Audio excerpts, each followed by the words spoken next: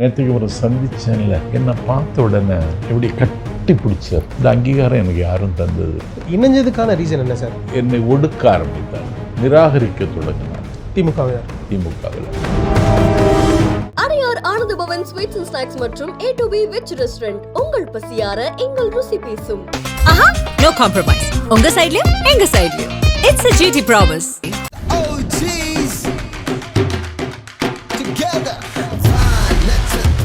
கைவிடப்பட்ட நிலையில் கண் கலங்கி நின்ற தாவேக்காவுக்கு மீண்டும் இயங்குவதற்கு ஒரு புதிய வாசலை உச்சநீதிமன்றம் திறந்து வைத்திருக்கிறது அப்படின்னு சொன்ன அறிவாலயத்திலிருந்து எனக்கு என்ன துனி மாறுகிறதே. நான் சொன்னது உண்மை, இதில் எந்த உள்நோக்கமும் இல்லைன்னு சொன்னேன். அதிலிருந்து அவர்கள் ஒதுக்க ஆரம்பித்தார்கள். அப்போ எவ்வளவு வன்மமும் வக்கரமும் அவர்களுக்கு இருக்கிறது இதிலிருந்து புரிந்து கொள்ள முடியும். ஒரு அமர்வில் கூட நான் பேசுவதற்கு எனக்கு வாய்ப்பு தருது. அதனால் இனிமேல் இவர்கள் நிராகரிக்கிறார்கள் என்பதை புரிந்து கொண்டேன். ஒரு பாதுகாப்பான இடத்தில் பயணிப்பதற்கு தமிழ்நாட்டில் சூழல் இருக்கிறதா என்று யோசித்தேன். விஜய் தொடங்கிய தாவேக்காவில் இணைந்து பணியாற்றினார். விஜய்கிட்ட இருக்கிற அமானுஷ்யமான துணிச்சல், லட்சக்கணக்கான இளைஞர்கள் பொங்கி வருகிற புது வெள்ளம் போல தாவேக்காவில் நாடி வருகிறார்கள். தொகுதியில நிப்பாட்டுறதுக்கு ஆளே இல்லைங்கிறாங்க சார். 234 தொகுதிக்கு ஆளை ரெடி பண்ணிட்டாங்க. அறிவாலயத்தை போய் நீங்க இப்போ போய் பாருங்க, இளவு வீடு மாதிரி இருக்கும். தாவேக்கா அலுவலகத்துக்கு நேற்றுக்கு நான் போறேன். 234 தொகுதியில ஆண் வாக்காளர் எத்தனை பேர், பெண் வாக்காளர் எத்தனை பேர், அந்த டேட்டா இப்ப நானுமே எடுக்கலாம். நான் நினைச்சேன் அந்த டேட்டா எடுக்கலாம். எல்லாம் தனியா போட்டு பிரிண்ட் போட்டு விஜய் இப்ப எல்லாத்தையும் பேச போறாரு. திடீர்னு போன் போட்டு மொடக்குறிச்சியில் நீங்க தானே பொறுப்பாளர், என்ன செய்திருக்கீங்கன்னு கேட்க போறாரு. இந்த கட்சியை அமைப்பு ரீதியாக கட்டமைப்பதற்கான எல்லா விதமான தகுதியும் ஆற்றலும் உள்ளவர் செங்கோட்டை. அவருடைய வருகை தாவேக்காவுக்கு பெரிய பலம். தூங்கவே மாட்டார். ஒரு IAS IPS அதிகாரி போடுறதில்ல ஜெயலலிதாவுக்கு எம்ஜிஆருக்கு டூரு, செங்கோட்டையை தான் போடுவார். சார் வணக்கம் சார். வணக்கம் தம்பி. தமிழக வெற்றி கழகத்தில் இணைஞ்சிருக்கீங்க, என்ன காரணம்? தமிழக வெற்றி கழகம் ஒரு தவிர்க்க முடியாத அரசியல் சக்தியாக களத்தில் நிற்கிறது. நான் பெரியார் அண்ணா கொள்கைகளை பேசி வாழ்ந்தவன், வளர்ந்தவன். ஒரு 6 ஆண்டு காலம் எந்த கட்சியிலும் என்னை இணைத்து கொள்ளாமல் ஒரு மனிதனே இயக்கமாக இயங்க முடியும் என்பதை நிரூபிக்கிற வகையில் தமிழ்நாட்டில் நான் பேசி வந்தேன். அதிகாரத்தில் இருக்கிற திமுக என்கிற கட்சியில் நான் இணைத்து கொள்ளாமல் திராவிட முன்னேற்றக் கழகத்தினுடைய மேடைகளில் நான் உரை முழக்கம் செய்து வந்தேன். தமிழக வெற்றி கழகம் தலைவர் விஜய் அவர்கள் தொடங்கிய அந்த அமைப்பின் சார்பில் கரூரில் ஒரு நிகழ்ச்சிக்கு போன இடத்தில் ஒரு அசம்பாவிதம் அரங்கேறி 41 பேர் காலமானார்கள். அது சம்பந்தமாக உச்சநீதிமன்றத்தில் தலைவர் விஜய் மனு தாக்கல் செய்ததற்கு பிறகு உச்சநீதிமன்றம் CBI என்கொயரியை அனுமதித்தது. அந்த செய்தி வந்த அடுத்த நிமிடத்தில் இணையதளம் என்னிடத்தில் செவி கண்டது. இதை எப்படி பார்க்கிறீர்கள் என்று கேட்ட பொழுது, இது தாவேக்காவிற்கு கிடைத்த வெற்றி. ஒரு கைவிடப்பட்ட நிலையில் கண்ணீரோடும் கவரியோடும் காலம் தள்ளுகிற நிலைக்கு தள்ளப்பட்டு அடுத்த அடியை எப்படி எடுத்து வைப்பதென்று கண் கலங்கி நின்ற தாவேக்காவுக்கு மீண்டும் இயங்குவதற்கு ஒரு புதிய வாசலை உச்சநீதிமன்றம் திறந்து வைத்திருக்கிறது அப்படின்னு சொன்னேன். அவ்வளோதான். இணைஞ்சதுக்கான ரீசன் என்ன சார்? தமிழக இப்போ இத்தனை கட்சியில் இருந்திருக்கீங்க, மதிமுக இருந்திருக்கீங்க, அதுக்கப்புறம் அதிமுகவில் மிக முக்கிய ஒரு ரோல் ப்ளே பண்ணியிருக்கீங்க. இவ்வளவு இருந்ததில் அவங்கெல்லாம் கடைபிடிக்காத அண்ணா கொள்கையும் பெரியாருடைய கொள்கையும் அம்பேத்கருடைய கொள்கையுமா இன்னைக்கு புதுசாக வந்திருக்க தமிழக வெற்றி கழகம்? இல்லை, எனக்கு தனிப்பட்ட முறையில் அந்த செய்தி சொன்னதுக்கு அறிவாலயத்திலேருந்து எனக்கு என்ன துனி மாறுகிறதே. நான் அப்படி ஒன்றும் இல்லை, பழம் புளிக்கும் பால் இனிக்கும் என்பது எப்படி உண்மையோ அது மாதிரி நான் சொன்னது உண்மை, இதில் எந்த உள்நோக்கமும் இல்லைன்னு சொன்னேன். அதிலிருந்து அவர்கள் என்னை ஒடுக்க ஆரம்பித்தார்கள், நிராகரிக்க தொடங்கினார்கள். 6வது விரலாக அலட்சியப்படுத்தினார்கள், கண்டுகொள்ளாமல் இருந்தார்கள். நான் ஒப்புக்கொண்ட நிகழ்ச்சிகளை எல்லாம் ரத்து செய்தார்கள். திமுகவில் காலத்தின் நிறம் கருப்பு சிகப்பு என்று ஒரு நூலை வெளியிட்டு 2 நாள் அறிவித்திருவிழா என்று வள்ளுவர் கோட்டத்தில் நடத்தியதில் 10 அமர்வு, அதில் ஒரு அமர்வில் கூட நான் பேசுவதற்கு எனக்கு வாய்ப்பு தரவில்லை. அதனால் இனிமேல் இவர்கள் நிராகரிக்கிறார்கள் என்பதை புரிந்து கொண்டேன். ஒரு பாதுகாப்பான இடத்தில் பயணிப்பதற்கு தமிழ்நாட்டில் சூழல் இருக்கிறதா என்று யோசித்தேன். அப்பொழுது தமிழக வெற்றிக் கழகத்தின் சார்பில் எனக்கு அழைப்பு விடுத்தார்கள். அவங்க தான் கூப்பிட்டாங்க? ஆமாம், அவங்க தான் கூப்பிட்டாங்க. ஓகே. நான் மிக நீண்ட யோசனைக்கு பிறகு, ஒரு சகாப்தமாய் காலகட்டமாய் திருப்பமாய் தமிழர்களின் விருப்பமாய் இருந்த பெரியாரை, அரசியல் சட்டத்தை ஆக்கி தந்த அண்ணல் அம்பேத்கரை, ராணி வேலு நாச்சியாரை, 2 பிரதமர்களை தீர்மானித்த தமிழன் கர்மவீரர் காமராஜரை, கைக்குழந்தையோடு கராக்கிரகத்திற்கு சென்று விடுதலை போரில் ஈடுபட்ட அஞ்சலை அம்மாளை, கொள்கை தலைவர்களாக ஏற்றுக்கொண்ட விஜய் தொடங்கிய தாவேக்காவில் இணைந்து பணியாற்றினால் அதை பேசுவதற்கு வாய்ப்பு கிடைக்கும். லட்சக்கணக்கான இளைஞர்கள் பொங்கி வருகிற புது வெள்ளம் போல தாவேக்காவில் நாடி வருகிறார்கள். அந்த இளைஞர்களை ஆற்றுப்படுத்தவும் அவர்களை ஒரு ஆக்கப்பூர்வமான திசைக்கு வழிகாட்டவும் கிடைத்த வாய்ப்பாக இருக்கும் தாவேக்காவில் சேர்ந்தால்னு சேர்ந்துட்டேன். நேற்றுக்கு சேர்ந்துட்டேன். இப்போ தாவேக்கா நீங்கள் சொன்ன மாதிரி ஒரு யங்ஸ்டர் ஃபோர்ஸ் அப்படின்னு சொல்லலாம். அங்கே இருக்கக்கூடிய நிர்வாகிகள் எல்லாமே வந்து ஒரு ஒரு ஒரு இளம் ரத்தத்தில் இருக்கக்கூடியவங்க. இன்னும் சொல்லப்போனால் ஒரு 30 வயதுலேருந்து ஒரு 40-45 வயதுக்கு உள்ளாக இருக்கக்கூடிய நிர்வாகிகளாக தான் இருக்கிறாங்க. அப்படிங்கிறப்ப ஒரு ஒரு சீனியர் லீடர் இத்தனை கட்சியில் இருந்துட்டு, இவ்வளோ மக்களை பார்த்துட்டு, இவ்வளோ மேடைகளை பார்த்துட்டு, இந்த மாதிரி ஒரு இடத்துக்கு போகிறப்ப ஒரு கான்ஃப்ளிக்ட் வராதா? இளைஞர்களுக்கும் உங்களுக்கும் மத்தியில் அந்த கான்ஃப்ளிக்ட் அப்படிங்கிறது வர ஒரு ஜெனரேஷன் கேப் இருக்குன்னு நினைக்கிறீங்களா? இல்லை, அதாவது ஏன்னா விஜய் அவர்கள் வர்றப்ப அந்த அந்த இளைஞர்கள் கட்டுக்கடங்காம ஆரவாரமா இருக்காங்க, இன்னைக்கு இருக்கிற அரசியல் படுத்தப்படாம இருக்காங்க. இன்னைக்கு இருக்கிற ஜென்சி தலைமுறை இருக்குல்ல, அவங்களையும் ஈர்க்கிற ஒரு சொற்பொழிவாளனாக தமிழ்நாட்டில் நான் அஞ்சில் சம்பத் மட்டும்தான் இருக்கான். அதை நான் தொடர்ந்து நிரூபிச்சிட்டு இருக்கேன். அவனை நான் ஈர்த்து விடுகிறேன், அவன் இதயத்தை தொட்டு விடுகிறேன். மக்கள் மன்றம் ஒரு நிகழ்ச்சியை நடத்தியது. அந்த பேச்சில் என்னுடைய பேச்சுக்கு அவ்வளோ வரவேற்பு அந்த தம்பிகள் தந்தார்கள். அப்போ இந்த தம்பிகளோடு பயணிக்கிற வாய்ப்பா அப்படின்னு நினச்சி அதுக்கு இசைவு தெரிவித்து கட்சியில் இணைத்து கொண்டு அதற்கு ஒரு மிகப்பெரிய வரவேற்பு. நெகட்டிவாக யாருமே நீ தப்பு பண்ணிட்டேன்னு யாரும் எனக்கு சொல்லலை. நல்ல முடிவெடுத்திருக்க. விஜய்க்கு எதிர்காலம் இருக்கிறது, அதை தீர்மானிக்கிற சக்தியாக உன்னுடைய பிரச்சாரம் இருக்கும்னு நாங்கள்லாம் நம்புறோன்னு தான் எனக்கு தொடர்ந்து வந்துட்டுருக்கு. நீங்கள் அந்த தனியார் தொலைக்காட்சியில் பேசின ஒரு விஷயம் சொல்லியிருந்தீங்க, கலைஞரே வந்து அடுத்த நாள் காலையில் தான் வந்தாங்க அப்படின்னு சொல்லிட்டு ஒரு விஷயம் சொல்லியிருந்தீங்க. இன்னைய தேதிக்கும் அது வந்து விமர்சனத்துக்குள்ளாக அப்படி ஒரு சம்பவமே நடக்கலை. ஆடியன்ஸுக்காக வந்து அங்கே இருக்கக்கூடிய நபர்களை கவர்றதுக்காக வந்து நாஞ்சில் சம்பத் பேசிட்டாரு அப்படின்னு திமுகவினரும் அவர்களை சார்ந்த ஐடி விங் அவர்களை சார்ந்த ஊடகவினரும் சொல்லிட்டு இருக்காங்க. இதை எப்படி பார்க்குறீங்க? அப்படி ஒரு சம்பவமே நடக்கலைன்னு சொல்கிறாங்க. நீங்கள் வந்து ஒரு கவர்றதுக்கு அந்த மாதிரி ஒரு விஷயத்த பண்ணிட்டீங்க. அதெல்லாம் கிடையாது. அவர்கள் முட்டாள்களின் சொர்க்கத்தில் இருக்கிறார்கள். சாட்சியாக இருக்கிறார் அமைச்சர் தங்கம் தென்னரசு, சாட்சியாக இருக்கிறார் தமிழச்சி தங்கபாண்டியன். அந்த 89 நடந்தது. கலைஞர் தேர்தல் பிரச்சாரத்துக்கு வந்திருக்கிறார். நாகர்கோயில், திருநெல்வேலி, கோவில்பட்டி, சாத்தூர், விருதுநகர், ஸ்ரீவில்லிபுத்தூர், ராஜபாளையம், அருப்புக்கோட்டைன்னு வர்றார். நான் சின்ன வயசு அப்போ. நான் என் நண்பர்களை எல்லாம் அழைச்சி தலைவர் பேசுகிற கூட்டத்தில் நம்மளும் போய் பேசலாம் போய் தான் சொன்னேன். அறிவாலயத்திலேருந்து சொன்னாங்க, என்ன பேச சொன்னாங்க, கலைஞர் வர்ற வரைக்கும் பேச சொன்னாங்கன்னு ஒவ்வொரு கூட்டமாக பேசிட்டு அருப்புக்கோட்டைக்கு போகும் பொழுது 10:10 ஆணையிட்டே யார் தடுத்தாலும் அலைகடல் ஓய்வதில்லை, 1000 கைகள் மறைத்து நின்றாலும் ஆதவன் மறைவதில்லைன்னு புகழ்பெற்ற பாடல் எழுதிய கலைமாமணி முத்துக்கூத்தனுடைய பாவை கூத்து நடந்தது. பாவை கூத்து 10 மணிக்கு முடிச்சிட்டார். அப்போ தங்கம் தென்னரசுக்கு அப்பா தங்கபாண்டியன் தான் கேண்டிடேட். அப்பா வந்துட்டியா கண்ணா அப்படின்னு சொல்லிட்டு என்னை மேடை ஏற்றி தலைவர் வர்றது வரைக்கும் நீ தான் பேசணும். தங்கம் தென்னரசு அவர்கள் அப்பா அப்பா அப்பா நீ தான் பேசணும் ராஜா. என்ன அவர் திமுகவின் சச்சின் டெண்டுல்கர்பார். எப்போ தலைவர் வருவார் அப்படின்னு கேட்டேன். அது எப்படிடா சொல்ல முடியும், விட்டு விளாசு அப்படின்னாரு. நான் 10 மணிக்கு ஆரம்பித்து அடுத்த நாள் காலையில் 7:30 மணிக்கு முடித்தேன். அப்படி ஒரு சம்பவமே நடக்கலைன்னு சொல்கிறாங்களே சில ஈனர்கள். எல்லாம் தமிழ்நாடு முழுக்க செய்தி ஆயிற்று. அன்று மாலை முரசு மாலை மலர்லையும் அடுத்த நாள் தினமணி உட்பட எல்லா செய்தித்தாளையும் அது செய்தியாச்சு. கலைமாமணி முத்துக்கூத்தன் அவர்கள் எழுதிய ஒரு தொடர் நந்தன் இதழில் அதை அவர் பதிவு செய்திருந்தார். அப்போ எவ்வளவு வன்மமும் வக்கரமும் அந்த அவர்களுக்கு இருக்கிறது இதிலிருந்து புரிந்து கொள்ள முடியும். ஒன்றும் வேண்டாம், தங்கம் தென்னரசு கேட்டாலே போதும்.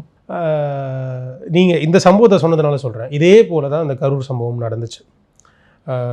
கிட்டத்தட்ட அந்த பெர்மிஷன் அப்படிங்கிறது 3 மணிலேருந்து 10 மணிக்குள்ளாக வந்து கேட்கப்பட்டிருந்துச்சு. ஆனால் விஜய் அவர்கள் வந்து தாமதமாக வந்தது தான் காரணம், அந்த கூட்டத்தை கூட்டினது தான் காரணம், அதனால தான் இவ்வளோ பெரிய உயிர் பலி வந்து நடந்துச்சு, ஒரு பொறுப்பற்ற தலைவராக இருக்கார், இவரெல்லாம் இங்கே தேவையா அப்படிங்கிற மாதிரியான விஷயங்களை முன் வச்சாங்க. இப்போ அந்த மாதிரி இடத்துல போயிட்டு இன்னும் சொல்லப்போனால் திமுகவினுடைய சச்சின் டெண்டுல்கர் இன்னைக்கு போய் தாவேகாவில் வந்து இணைஞ்சிருக்கிறாரு. ஆமாம், தாவேகாவின் சச்சின் டெண்டுல்கராக இருப்பேன். அதான் ஒரு ஒரு ஒரு 40 பேர் சாகிறதுக்கு காரணமா இருந்த ஒரு தலைவர்கிட்ட எப்படி இவர் போலாம் அப்படின்னு கேட்குறாங்க. 40 பேர் சாகிறதுக்கு தம்பி விஜய் காரணம் இல்லையே, அவர்கள் தான் காரணம், மக்கள் தான் காரணம்.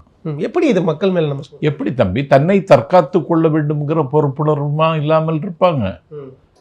இது என்ன மந்தையா? எப்படி நீங்கள் அந்த நெரிசலில் நிற்க முடியுக்கு இடம் இல்லைன்னா ஏன் அந்த இடத்துல நிற்கிறீங்க? குழந்தைகளோடு வராதீர்கள்னு விஜய் சொல்கிறார், நோயாளிகள் வராதீங்கன்னு சொல்கிறார், முதியவர்கள் வராதீங்கன்னு சொல்கிறார், அதையும் தாண்டியே வர்றீங்க. அதனால இது ஒரு படிப்பினையும் பாடமும் தான். ஆனால் இதுக்கு பொறுப்பு விஜய் கிடையாது. பொறுப்பு ஏற்க வேண்டும் என்று சில பேர் சொல்லுவார்கள், அது அவர் மீது இருக்கிற வெறுப்பு காரணமாக. இதுக்கு தம்பி விஜய்க்கு இது பொறுப்பு ஏற்க வேண்டிய அவசியம் இல்லை. அவர் பொறுப்பு ஏற்கணும்னா ஏன் அரசு அவர் மீது வழக்கு பதிவு செய்யல? என்ன சார் வழக்கு பதியனாலும் பதிவு செய்யல, ஏன் பதிவு செய்ய பதிஞ்சிருந்தா என்ன சொல்லியிருப்பாங்க? விஜய் வந்து வழக்கு பதிவு செய்யறாங்க, விஜய் ஆமா, ஏன் வழக்கு பதிவு செய்யலன்னு கேட்கிறேன் நான். ஒரு பொலிட்டிக்கல் ப்ரெஷர் இங்க கிரியேட் ஆயிருக்காதா? விஜய் அவர்கள் மீது வழக்கு செஞ்சா விஜய் அவர்கள் மீது வழக்கு பதிஞ்சிட்டாங்க அப்படிங்கிற ஒரு அது ஒரு அரசாங்கத்தினுடைய கடமை அல்லவா? அது விஜய்க்கு ஒரு பாசிட்டிவ் நெகட்டிவா தானே மாறி இருக்கும். மாறட்டும், அப்படி மாறலாம், டிஎம்கே பிரச்சனை இல்லை சார். சட்டம் தன் கடமை செய்யணும்ல தம்பி, ஏன் செய்யல? நீங்க அவருக்கு தான் பொறுப்புன்னா ஏன் வழக்கு பதிவு செய்யல? நான் இதுவரைக்கும் யாருக்கும் சொல்றேன், பிகேன்னு சொல்றேன், ஏன் பதிவு செய்யல சொல்லுங்க. பதிவு செய்யாமலே அந்த திமுகவை சார்ந்த ஊடகவியலாளரும் திமுகவை சார்ந்த பேச்சாளர்களும் வந்து அவர் மேலே ஏன் வழக்கு பதிவு செய்ய மாட்டேங்கிறீங்க அப்படிங்கிற கேள்வி முன் வச்சாங்களே. அதை நானும் கேட்குறேன், ஏன் பதிவு செய்யல? அவர் தான் குற்றவாளின்னா நீங்கள் பதிவு செய்திருக்க வேண்டியதானே. அது அண்ணன் ஸ்டாலினே சொன்னார், எந்த கட்சி தலைவரும் தன்னுடைய தொண்டர்கள் சாவதை விரும்ப மாட்டார்கள்னு ஸ்டாலின் அண்ணனே சொல்லியிருக்காரு. அதில் எப்படி தம்பி விஜய் பொறுப்பு இருக்க முடியும்? அரசியல் சூழ்ச்சியும் இருக்கு இதில். இந்த 41 பேர் உயிரிழந்தது இருக்கு. என்ன இருக்கு, என்ன சூழ்ச்சி இருக்கு? சிபிஐ சொல்லும், சீக்கிரம் தெரிஞ்சிடும். அது சிபிஐ சொல்லாமலே நம்ம இருக்குன்னு சொல்றது அப்ப தவறு தானே? அதான் தம்பி கேட்டாரு விஜய், என்ன கேட்டாரு? நான் திருவாரூருக்கு போன பொழுது, மதுரைக்கு போன பொழுது, விக்கிரவாண்டிக்கு போன பொழுது, நாகப்பட்டினத்துக்கு போன பொழுது, நாமக்கலுக்கு போன பொழுது நடக்காதது கரூரில் மட்டும் ஏன் நடந்ததுன்னு கேட்டாரே. அங்கே தான் இருக்கு. ஜெயலலிதா அவர்கள் கூட ரொம்ப நெருக்கம் காட்டியவர், அவர்களுக்கு அன்பை பெற்றவர் அப்படின்னு சொல்லலாம். நீங்கள் இவ்வளோ லீடர்ஸ் பார்த்துருக்கீங்க, இந்த லீடர்ஸையும் விஜயும் கம்பேர் பண்ணுறப்ப விஜய் எந்த அளவில் உங்களுக்கு வந்து அவ்வளவு ஒரு அப்ரிஷியேஷப்பட்டார்? இல்லை, எனக்கு நேற்றுக்கு ஒரு சந்திச்சேன்ல, ஒரு சித்திரங்கள் அடங்கி ஒரு சட்டை போட்டிருந்தார், பூக்கள் மாதிரி. ஒரு என்னை பார்த்த உடனே இப்படி கட்டி பிடிச்சார். நான் உங்கள் ஃபேன் தெரியுமா உங்களுக்கு அப்படின்னு கேட்டார். அமீர் கானை விட அதிக ரசிகர்களை வைத்திருக்கிறவர், கடல் கடந்த நாடுகளிலும் ரசிகர்களை வைத்திருக்கிறவர், ஒரு 5 கோடி ரசிகர்களின் கொள்ளிடம் அவரே. நான் உங்களுக்கு ரசிகன் தெரியுமான்னு சொன்னார். பார்த்தீங்களா, நான் பூரித்து போனேன், புலகாங்கிதமுற்றேன், ஏதோ ஒரு சொர்க்கத்தில் இருப்பது மாதிரி அந்த நிமிடத்தில் எனக்கு ஒரு உணர்ந்தேன். இந்த அங்கீகாரம் எனக்கு யாரும் தந்ததில்லை, இதுதான் பெரிய அங்கீகாரம். இன்னும் சொல்லப்போனால் ஒரு யூனிவர்சிட்டியில் ஒரு PhD ஆகி முடித்து பட்டம் கிடைச்ச மாதிரி ஒரு மகிழ்ச்சி எனக்கு. அப்போ ஒரு கலைஞன் ஒருவனுடைய இருப்பை, ஒருவனுடைய திறமையை அங்கீகரிக்கிற அந்த விசாலமான மனப்பாங்கு விஜய்க்கு இருக்கிறது. அது எல்லாத்தையும் தாண்டி என்ன லீடர்ஷிப் குவாலிட்டி இருக்குது அப்படின்னு கேட்குறேன். விஜய்கிட்ட இருக்கிற அமானுஷ்யமான துணிச்சல். டெல்லி எஜமானர்களை கொள்கை எதிரி என்றும், தமிழகத்தின் எஜமானர்களை அரசியல் எதிரி என்றும், அதிகாரத்தில் இருக்கிற 2 சக்திகளை எதிர்க்கிற துணிச்சலுக்கு வானம் கூட ஈடாகாது. இதுதான் காரணம். ஆமாம், பதுங்கி பதுங்கி பாய்கிற, இன்னும் சொல்லப்போனால் ஒரு களவாணித்தனமாக காவி கும்பலுக்கோடு கைகோர்த்து கொள்ளுகிற இந்த பி டீம், ஸ்லீப்பர் செல் எல்லாம் இன்னைக்கு இருக்கிற உலகத்தில் கொள்கை எதிரி அரசியல் எதிரின்னு அறிவிச்சிட்டு அந்த உறுதிப்பாட்டில் கொஞ்சம் கூட சறுக்காமல் இன்னும் நிற்கிறாரு. இதுதான் லீடர்ஷிப் குவாலிட்டி. அதே லீடர்ஷிப் குவாலிட்டி இங்கே நடந்த திருப்பரங்குன்றம் பிரச்சனைக்கு வாயை திறக்கலை அப்படிங்கிற பிரச்சனை, அதுவும் நல்ல குவாலிட்டி. எப்படி சார் நல்ல குவாலிட்டி? ஒரு தமிழ்நாட்டில் இவ்வளோ பெரிய பிரச்சனைகள் நடக்குது, பிஜேபியும் ஆர்எஸ்எஸ் இந்த கையில் எடுக்கிறாங்க அப்படிங்கிற ஒரு குற்றச்சாட்டு எழுது. நீங்கள் வந்து உங்களோட கொள்கை எதிரின்னு சொல்கிறீங்க. அப்படி ஒரே வார்த்தையில் தம்பி விஜய் பதில் சொல்லிட முடியும். இது கோர்ட்டில் இருக்குது, அதனால நான் கருத்து சொல்லலைன்னு சொல்ல முடியும். ஆனால் நான் என்ன நினைக்கிறேன்னா, ஒரு கலவரத்திற்கு கைகால் முளைக்க வேண்டும் என்று அங்கே சில பேர் திட்டமிடுகிறார்கள். இதில் விஜய் கருத்து சொல்லுகிற பொழுது அதை திசை திருப்புவதற்கு வாய்ப்பு இருக்கிறது. மௌனம் சில வேளைகளில் மலையை விட உறுதியாக இருக்கும். தம்பி விஜயினுடைய மௌனம் என்னை பொறுத்த வரையில் நல்லது. உங்களுடைய பயணம் தமிழக வெற்றி கழகத்தில் எப்படி இருக்க போகுது?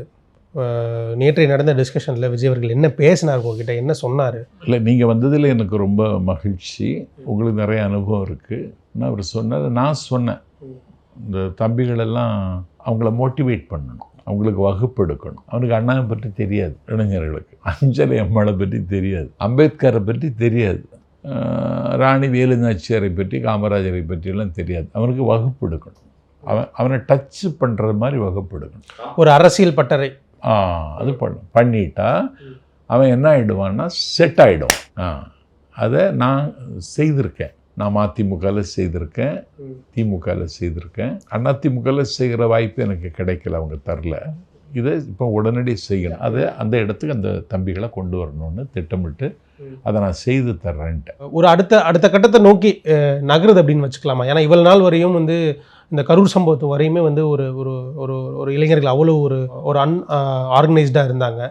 இப்போ உங்களை மாதிரி நாட்கள் உள்ளே வர்றப்ப ஒரு திமுக மாதிரியும் அதிமுக மாதிரியும் ஒரு திராவிட கழகம் மாதிரியும் இங்கே வந்து அரசியல் பயிற்சி திமுகவை விடவும் அதிமுகவை விடவும் வலிமையோட களத்தில் நிற்கும். இல்லை, அந்த மாதிரி அரசியல் பட்டறைகள் இங்கே நடக்க போதான்னு கேட்குறேன். நடக்க போகுது. நான் தான் பண்ண போகிறேன் அதை. ஓகே, ஆமாம், அதுதான் பிரதான வேலையாக இருக்க போகுது இப்போ. ஆமாம், பிரச்சாரமும் செய்யணும். எலெக்ஷன் வரும்பொழுது தேதி அறிவிச்சாச்சுன்னா பிரச்சாரத்துக்கும் வீதிக்கு வந்தாகணும். தமிழ்நாட்டினுடைய அடுத்த எம்ஜிஆர், அடுத்த விஜயகாந்த் அப்படின்னு விஜய் கொண்டு போய் வைக்கிறாங்க. இது சரியான தேர்வா? அவருக்கு கூடுகிற கூட்டத்தை பார்த்த எம்ஜிஆர்னு சொல்லலாம். ஏன்னா பல கூட்டங்களை நான் பார்த்தவன், பல கூட்டங்களை பார்த்தது மட்டும் இல்லை, அதில் பங்கெடுத்து கொண்டவன்.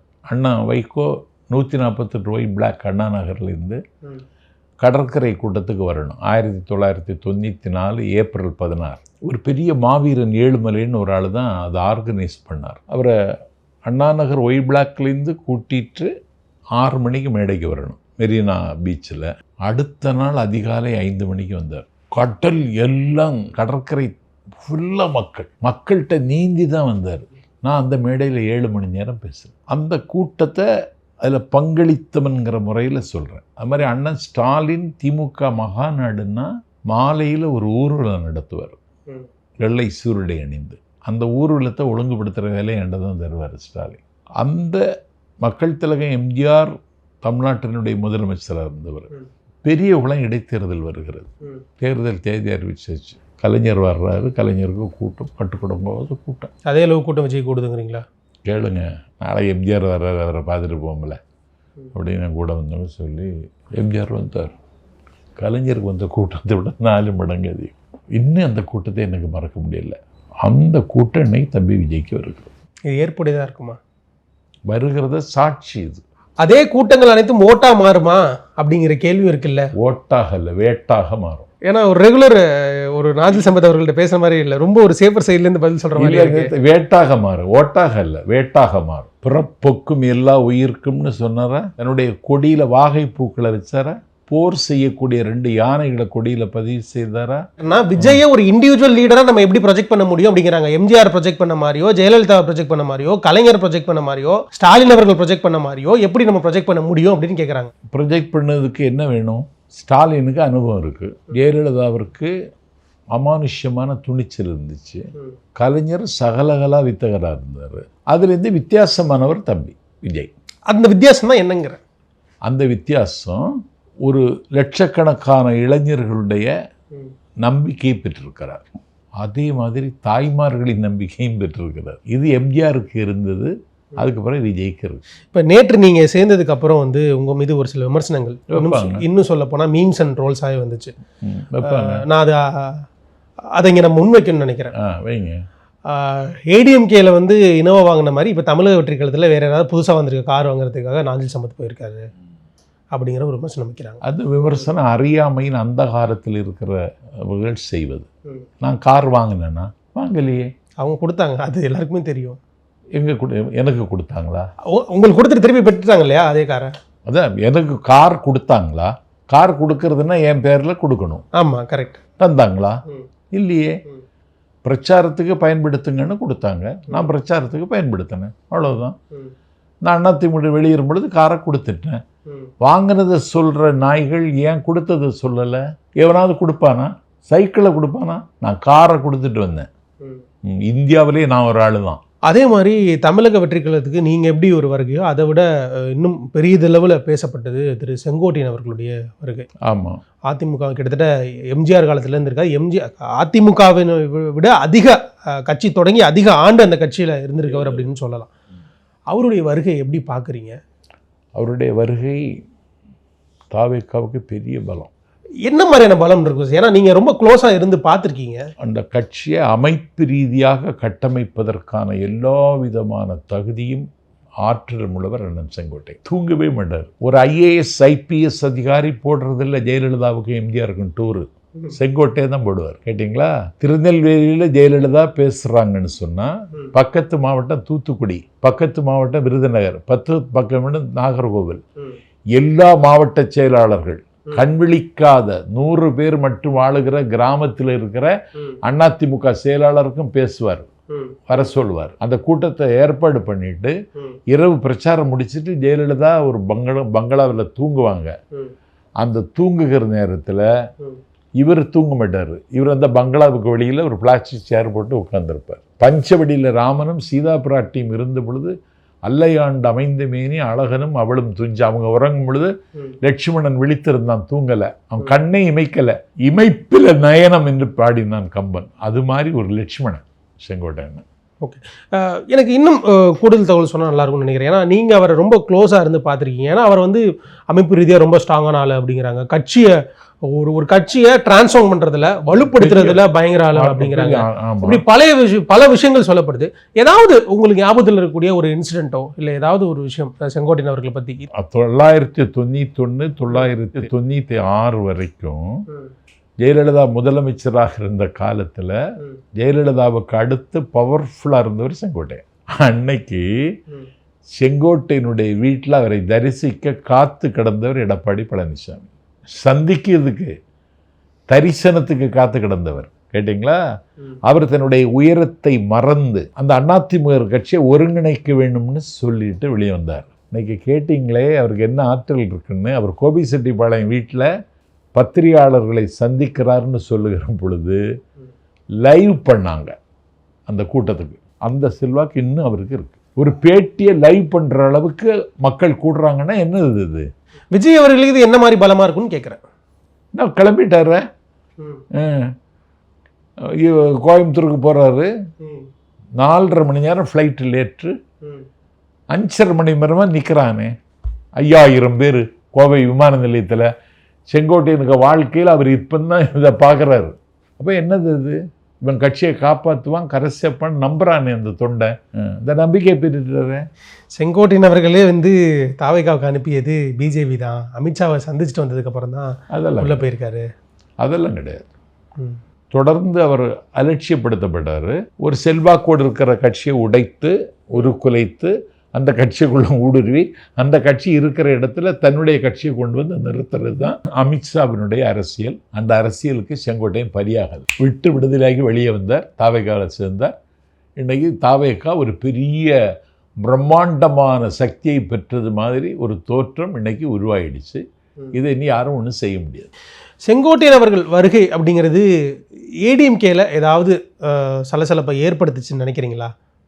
இல்லை ஏடிஎம்கேக்கு இது எந்த அளவு ஒரு டிராபேக்காக இருக்கும், ஒரு பின்னடைவாக இருக்கும்? இப்போதே ஏடிஎம்கேனுடைய வாக்கு வங்கி தாவேக்காவுக்கு மடை மாறியாச்சு. டிசம்பர் 10 எடப்பாடி ஒரு பொதுக்குழு கூட்டுறாரு. எடப்பாடி கூட்டுக்கிற கடைசி பொதுக்குழு அதுதான். அதுக்கப்புறம் பொதுக்குழு கூட்ட இன்னொரு ஆள் வருவார். இந்த டிசம்பர் 10 பொதுக்குழுக்கு பிறகு அதிமுகவினுடைய முக்கிய நபர்கள் எல்லாம் தாவேக்காவில் அடைக்கலம் தேடி வருவார்கள். அது யார்? நிறைய பேர் வருவாங்க, நிறைய பேர் வருவாங்க.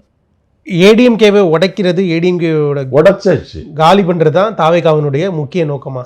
இல்லை இல்லை இல்லை, அந்த வாக்கு வங்கி அவங்களுக்கு வந்தாச்சு. உடைக்கிற வேலையெல்லாம் அமித்ஷா தொடர்ந்து எம்ஜிஆர் அவர்களை ஹைலைட் பண்ணுறாங்க, ஜெயலலிதா அவர்களை ஹைலைட் பண்ணுறீங்க. அதுக்கப்புறம் செங்கோட்டையன் வந்து ஜெயலலிதாவை ஹைலைட் பண்ணலையே, ஒரு சில இடங்களில் பேசியிருக்காரு. பண்ணல, ஜெயலலிதா பண்ணல. சரி, எம்ஜிஆர் அவர்களை தொடர்ந்து ஹைலைட் பண்ணிட்டே இருக்காரு. இப்போ ரீசெண்ட் டேஸில் பண்ண உடனே செங்கோட்டையன் வர்றாரு, பண்ண உடனே நாஞ்சில் சம்பத் வர்றாரு. அதாவது 1967 ஆட்சி மாற்றம் அண்ணா அடையாளம், 1977 ஆட்சி மாற்றம் எம்ஜிஆர் அடையாளம், 2026 ஆட்சி மாற்றம் விஜய் செய்ய போகிறாரு. அதுக்காக தான் இந்த வச்சாங்க, சிம்பாலிக்காக உணர்த்துறாரு. எப்படி சார் 2026 ஆட்சி மாற்றம்ங்கிறது எப்படி? ஏன்னா தினமலர் இன்னைக்கு தினமலரில் 85 தொகுதி திமுகவுக்கு, 70 தொகுதி தாவேகாவுக்கு. தினமலரே சார்பு பத்திரிகை தாங்கிற ஒரு விமர்சனம் போட்டிருக்கிறது. தாவேகாவை ஆதரிக்கணும்னு அவசியம் தினமலருக்கு கிடையாது. திமுகவுக்கு 85, தாவேகாவுக்கு 70, அண்ணா திமுகவுக்கு 28. கேளுங்க, 38 ஓட்டு நீயா நானான்னு இழுபறி. அந்த 38 தாவேகாவுக்குத்தான் கடைசியில் வரும்னு கணிச்சிருக்காங்க.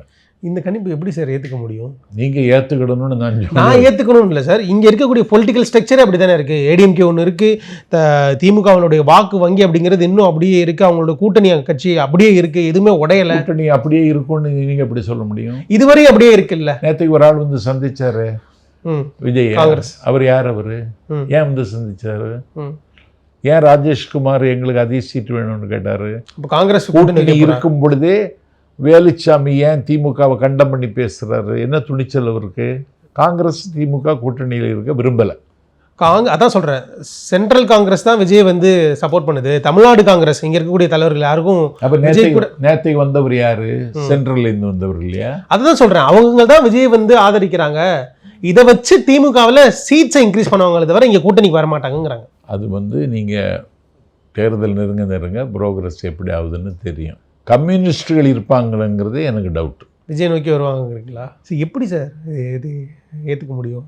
இல்லை, அவங்க வந்து அதிக இடம் கேட்பாங்க. ஒன்றுமில்லாத கட்சி வைகோவே 12 இடம் கேட்குறாரு, கட்சியே கிடையாது, 12 இடம் கேட்குறாரு. அதனால் சீட்டு ஷேரிங்கில் பிரச்சனை வரும்பொழுது இவங்க அதிகம் கொடுப்பாருன்னு சொன்னால் இங்கே வந்துடுவாங்க. அதை விட ஜெயிக்கும். திமுகவுக்கு வெற்றி இப்போ மதில் மேல் புனையாக இருக்குது, விஜய்கிட்ட வந்துடுவோம் அப்படின்னு சொன்னால் நீங்களும் தான் தடுக்க முடியுமா? இப்போ அதிமுக பிஜேபி இதில் சீன்லேயே இல்லைங்கிறீங்களா? அதிமுக சீனில் இருக்காது, இனி பிஜேபி சீனில் கிடையாது. ஏற்கனவே 4 தொகுதி வாங்கினாங்கல்ல, மொடக்குறிச்சி, நாகர்கோவில், திருநெல்வேலி, கோவை தெற்கு. ஆமாம், வானதி சீனிவாசன் அவங்க. இந்த 4 தேர்மானங்கிறத கொஞ்சம் கஷ்டமான நிலைமை. விஜய் வந்தது டிஎம்கேக்கு தான் ப்ளஸ் அப்படிங்கிறாங்க. ஓட்டு பிரிச்சிருவார். ஓட்டெலாம் பிரியாது, ஏடிஎம்கே ஓட்டையும் பிஜேபி ஓட்டையும் பிரித்து திமுகவினரை ஜெயிக்க வச்சிருவாரு. முதல்ல ஓட்டு வாங்கணுன்னா கேடஸ் உற்சாகமாக இருக்கணும் சார். தொகுதியில் நிப்பாட்டுறதுக்கு ஆளே இல்லைங்கிறாங்க சார். யாருக்கு? தாவேகாவினருக்கு. 234 தொகுதிக்கு ஆளை ரெடி பண்ணிட்டாங்க. நான் நேற்று அலுவலகத்துக்கு போனேன், அறிவாலயத்துக்கு போய் நீங்கள் இப்போ போய் பாருங்கள், இளவு வீடு மாதிரி இருக்கும். தாவேகா அலுவலகத்துக்கு நேற்றுக்கு நான் போகிறேன். 234 தொகுதியில் ஆண் வாக்காளர் எத்தனை பேர், பெண் வாக்காளர் எத்தனை பேர், அருந்ததியர்கள் எத்தனை பேர், அந்த டேட்டா எல்லாருமே எடுக்கலாம் சார். எடுத்து ரெடியாக வச்சுருக்காங்க. திமுகவில் கிடையாது, அதிமுகவில் கிடையாது சார். அந்த டேட்டா இப்போ நானுமே எடுக்கலாம் சார். நான் நினச்சா அந்த டேட்டா எடுக்கலாம் சார். எல்லாம் தனியாக போட்டு பிரிண்ட் போட்டு அது யார் எங்கெங்கே என்னென்னு விஜய் வந்து இப்போ எல்லார்ட்டையும் பேச போகிறார். திடீர்னு ஃபோன் போட்டு மொடக்குறிச்சியில் நீங்கள் தானே பொறுப்பாளர், அந்த பூத்துக்கு நீங்கள் தானே பொறுப்பாளர், என்ன செய்திருக்கீங்கன்னு கேட்க போகிறார். ஒரு ஆக்ஷனபிளாக இருக்க போகுது. ஆமாம். Adyar Ananda Bhavan sweets and snacks மற்றும் A2B வெஜ் ரெஸ்டாரண்ட் உங்கள் பசியார எங்கள் ருசி பேசும். ஆஹா, நோ காம்ப்ரமைஸ். உங்க சைடுலயும் எங்க சைடுலயும். It's a GT promise. Start reloading.